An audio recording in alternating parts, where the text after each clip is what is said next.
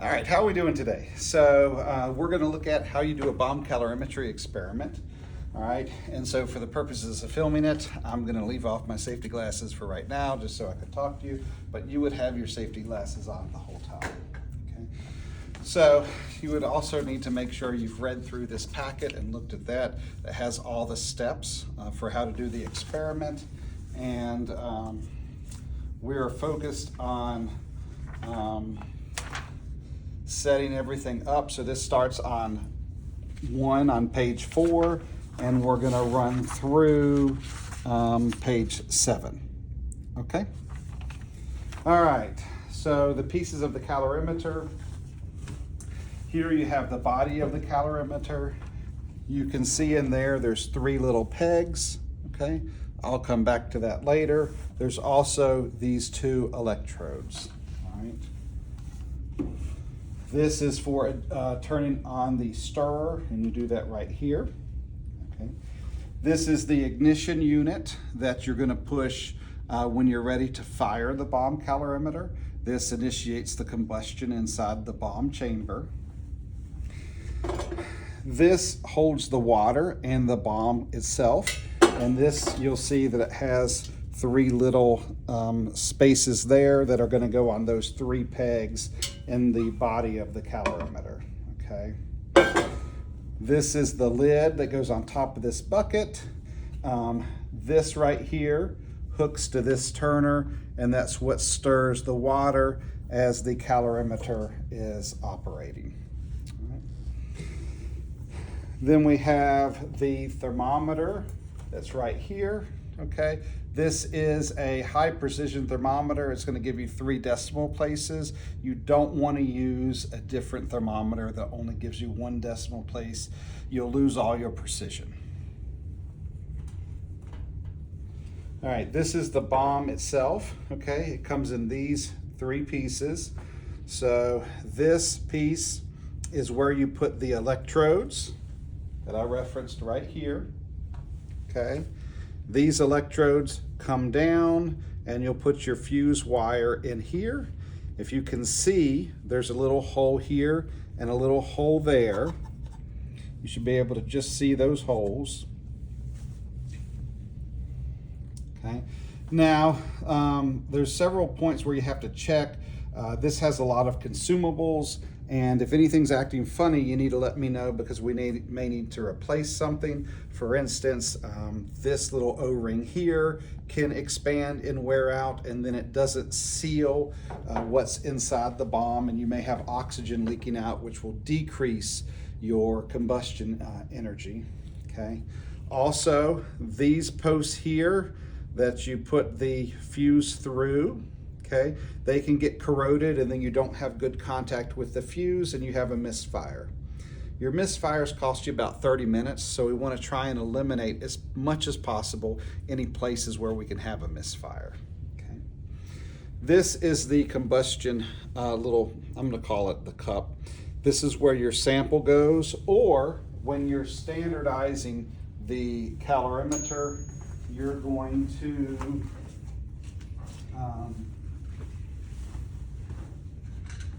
use these benzoic acid tablets, and that's what we'll be using today.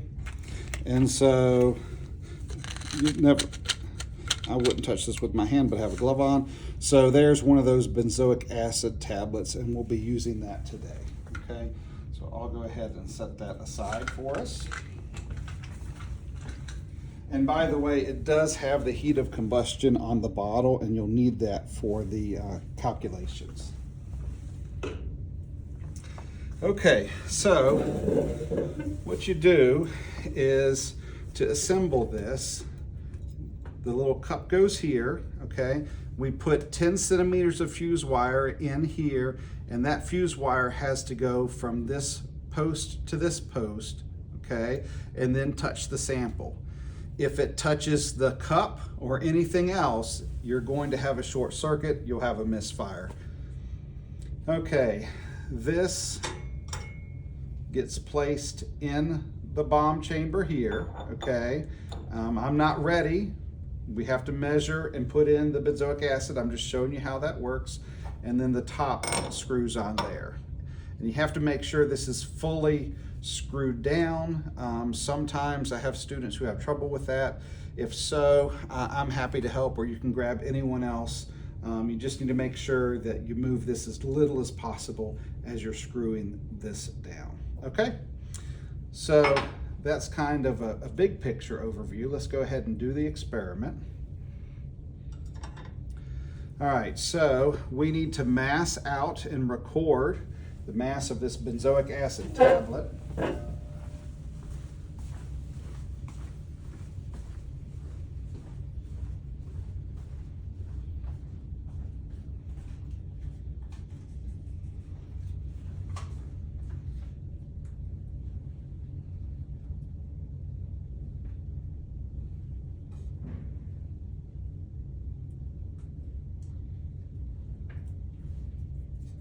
Okay, so I just taired the balance, so I zeroed it out with this weigh boat on it. I'll go ahead and put the benzoic acid tablet on there.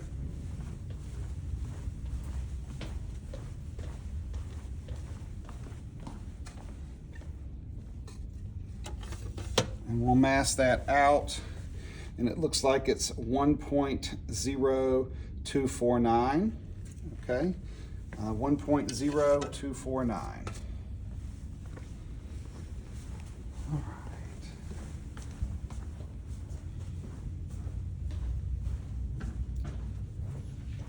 Okay, and I am going to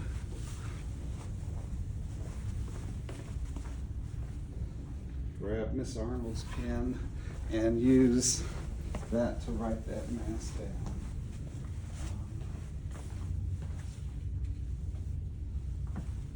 You would put this in your laboratory notebook.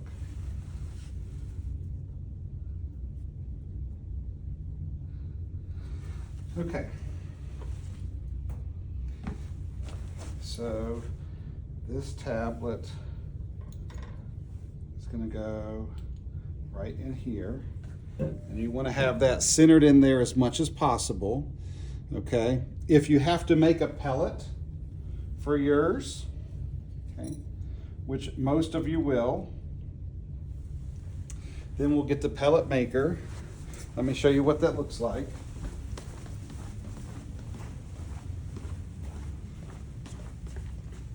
So I'll bring this over there when you're actually using it, but most of you, you'll have your freeze-dried food, say it's carrots, say it's strawberries, say it's hamburger, doesn't matter.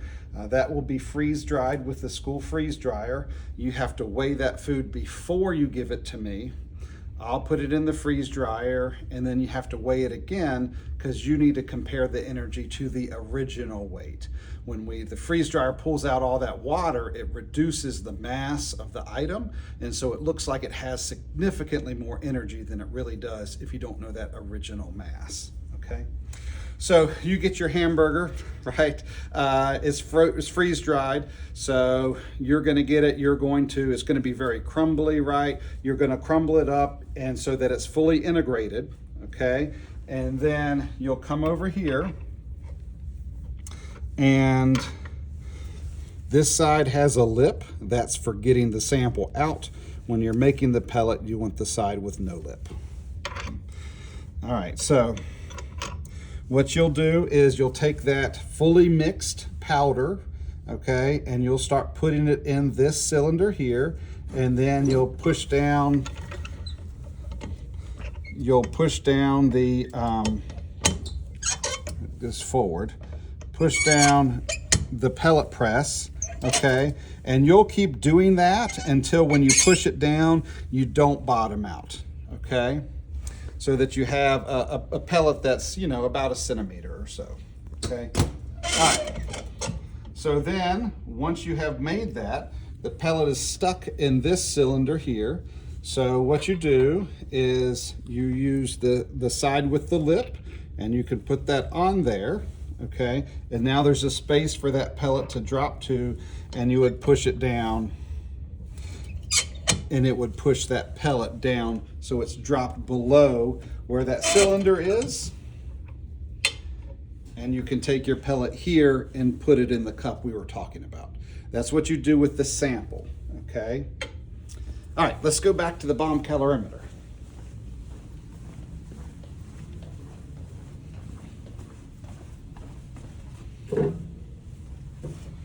Okay, if there's two of you, this is a place where it's helpful to have another person because the wire can be a little frustrating. We have the sample in there, okay? We sanded down the area just under where the fuse wire goes through. You can see it's a little bit lighter here. If it's starting to look darker, just ask, or if you have a misfire, just ask, and I'll get you some sandpaper. You can sand that down a little more. Now we're ready to add the fuse wire. You need 10 centimeters of fuse wire. There's a measuring mark here for 10 centimeters, okay? You can use that if you want to, or I always have a ruler with this. You can also use the ruler for 10 centimeters, okay? And like I said, it's nice if you have another person because you can mark that down, okay? Otherwise, you just can use your hands and hold it, that first part, and then when you come in, cut it right at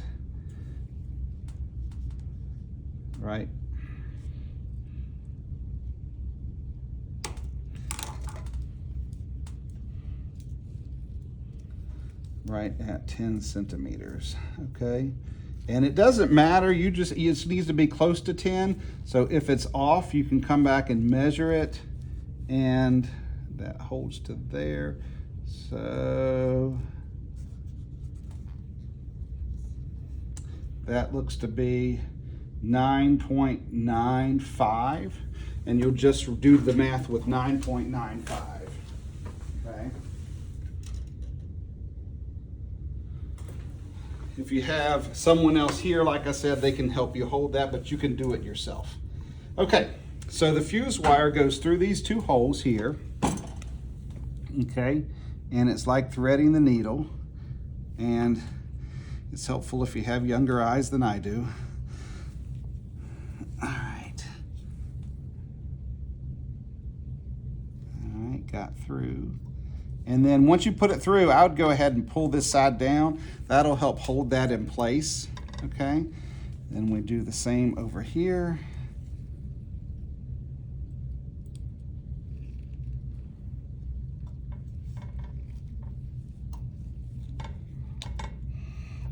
Okay. All right, so now you have the fuse wire in there, okay? This fuse wire needs to touch the sample or the benzoic acid, and only that, okay? So usually I'm thinking of, you know, kind of coming in and then having a little U. I like to come in so that it gets away from the sides, and then you need to make sure that it is touching the sample.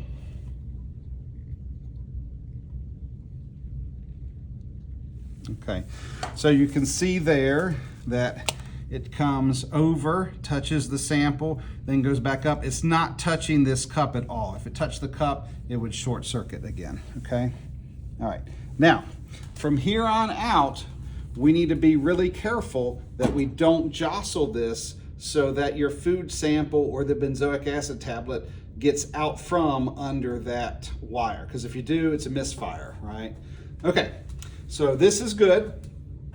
The last thing we need to do is we need to put 2 milliliters of water in here. It says 1, but I suggest 2. The idea is when you combust this, just like in an automobile, you're gonna have air in this combustion chamber, or you're gonna have nitrogen from the food. In either case, the nitrogen from air or the nitrogen from your food in those hot conditions is gonna make nitrogen oxides. Those we need to capture, so we're gonna add water. The nitrogen oxides dissolve in the water and make nitric acid, okay? So we're gonna put in some water here so it'll capture all the nitrogen, turn it into nitric acid, and we can titrate it later to determine the amount of nitrogen that is in your sample, okay? All right, so let me get And this is approximate volumes is fine. So instead of a pipette, I'm going to use a graduated cylinder, and I just need 2 milliliters of water. Okay.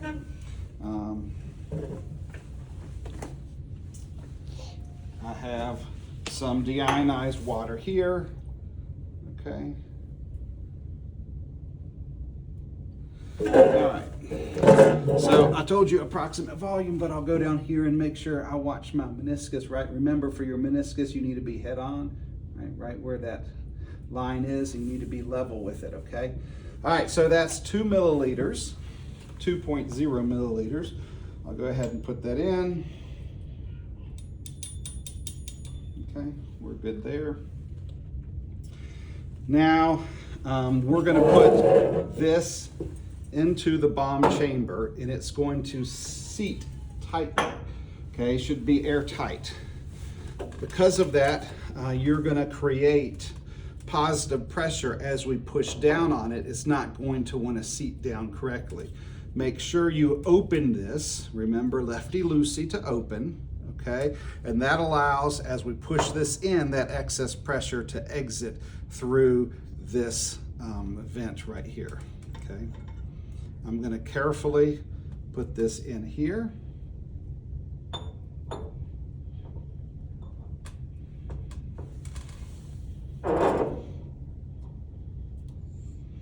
And then push it down until it seats there.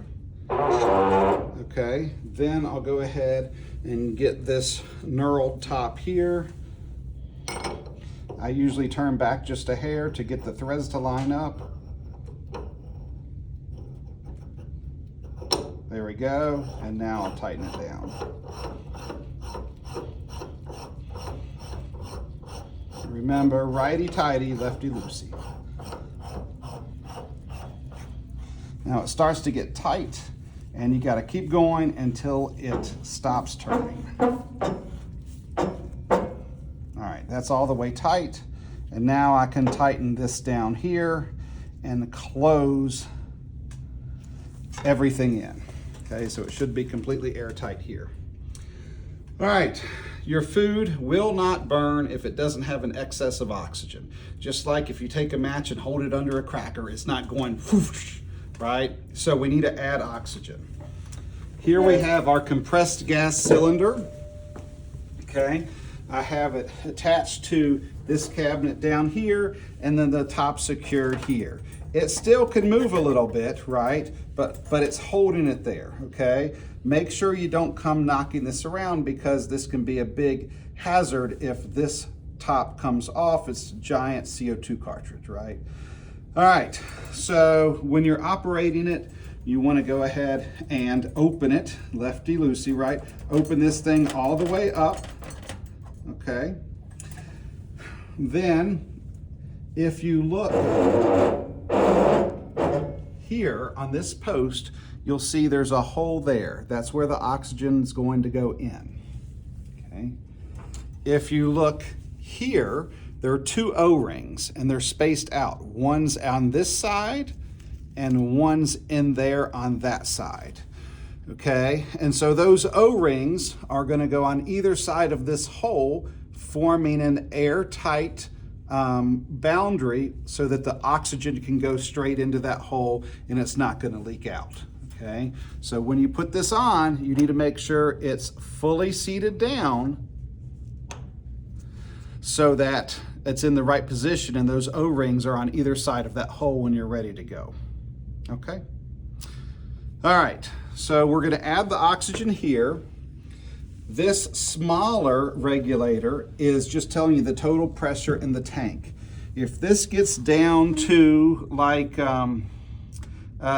kPa or 1,000 PSI, let me know.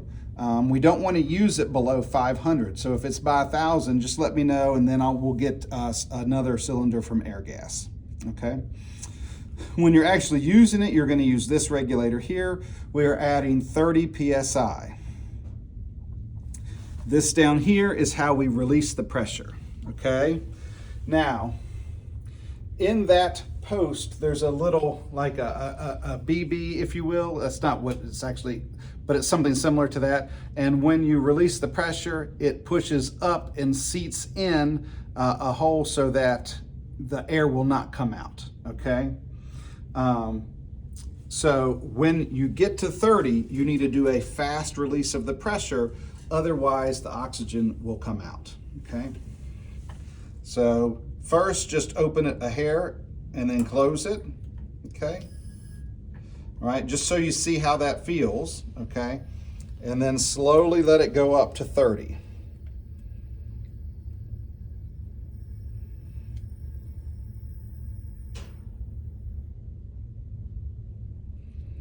Okay, tighten it down and then release the pressure all at once. Okay. All right, now we're ready to take this off. Go back and forth. Make sure you've released that pressure, or what's going to happen is it's going to be under pressure. And when you pull when you pull this off, it's going to blow out one of those O-rings, and then we need to put a new O-ring on there, and you've also lost all your oxygen. So, all right, this is now ready, okay? Now we need to put our water in here, okay? Now, it says you need 2,000 grams of water or 2,000 milliliters, as long as you have something that gives you high precision. I think they say plus or minus 0.5% or something like that. So we're okay using volumes instead of mass. I have a 2,000 milliliter volumetric flask that has the precision required for this. So we're going to fill this up to the line, okay? The math gets hard if the temperature changes. So I want to make sure that you guys remind me to fill up the carboys over there so that you have water that's room temperature when you come in. Otherwise, your math gets a little bit more challenging, okay? So we'll go ahead and fill this up with 2,000 milliliters, and then we'll put it in this container here.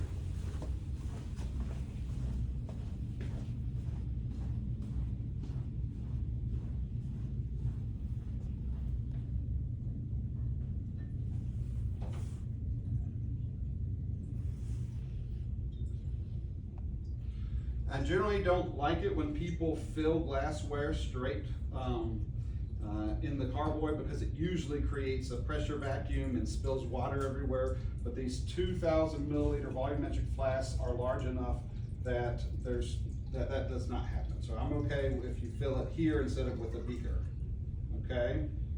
Just make sure that you get close and then finish it off at your station.